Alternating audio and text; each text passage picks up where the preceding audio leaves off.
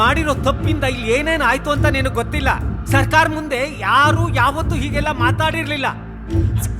ಅಮ್ಮ, ನಿಮ್ಮ ತಂದೆ ಏನೇನೆಲ್ಲ ಹೇಳ ಸರ್ಕಾರ, ಇವರಿಗೂ ಹೀಗೆಲ್ಲ ಆಗುತ್ತೆ ಅಂತ ಗೊತ್ತಿರ್ಲಿಲ್ಲ ಸರ್ಕಾರ.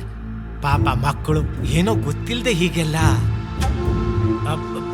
ಸರ್ಕಾರ ಏನು ಅಂತ ನಿನಗೆ ಗೊತ್ತು. ನಿಮಗೂ ಇವನು ಏನು ಅಂತ ಗೊತ್ತಿಲ್ಲ.